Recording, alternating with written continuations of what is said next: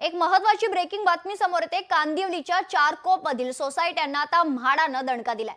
म्हाडाकडून 1000 पटीनं भाडे वाढ करण्यात आली आहे। कोणतीही पूर्वकल्पना न देता म्हाडाकडून ही भाडे वाढ करण्यात आली आहे। सोसायटीनं म्हाडा अधिकाऱ्यांना पत्र देखील पाठवले, तर म्हाडाकडून मात्र कुठलंही ठोस पाऊल किंवा उत्तर अजूनपर्यंत देण्यात आलेलं नाहीये। म्हाडाकडून 1000 पटीनं भाडे वाढ करून संस्थेच्या खिशाला कात्री लावण्यात आली आहे। साधारण 1985 ते 86 च्या काळात चारकोपमध्ये म्हाडाकडून हे प्रकल्प राबवण्यात आले होते।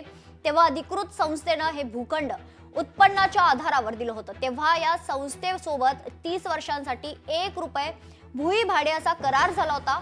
जेव्हा संस्थेकडून आपले करार नूतनीकरणाचा अर्ज करण्यात आला, तेव्हा चर्चा न करता म्हाडाकडून 1000 पटीनं भाडवाढ करण्याचं पत्र संस्थानला देण्यात आलेलं आहे।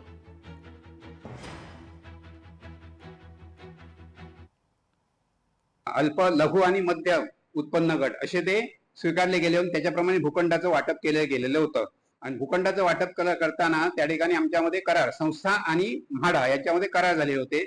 त्या कराराच्या वेळी कोणतीही कल्पना अगोदर आम्हाला लिगल घ्यायला दिलेलं नव्हतं। कायदेशीर सल्लागार न घेता त्यांच्याच कायदेशीर सल्लागाराने आम्हाला तिथे बोलून संस्था प्रतिनिधी, त्यावेळेचे संस्था प्रतिनिधी जे होते त्यांना बोलून त्यांच्यावर करार करून गेले 90 वर्षासाठी आणि त्याच्यामध्ये 30-30 वर्षासाठी त्याचं नूतनीकरण करण्याची अट होती। म्हाडाचा आम्ही वारंवार जवळजवळ 1-1.5 वर्ष आम्ही पत्रव्यवहार करत आहोत युनियनच्या माध्यमातून, परंतु अजूनपर्यंत म्हाडाकडनं एकही उत्तर म्हणजे लेखी पत्र उत्तर आम्हाला अजून आलेलं नाहीये।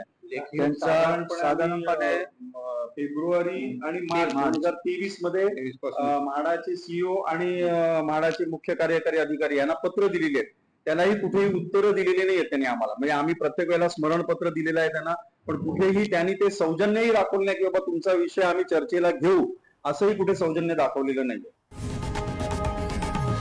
लोकशाही मराठी ऐका, पहा, जागरूक रहा।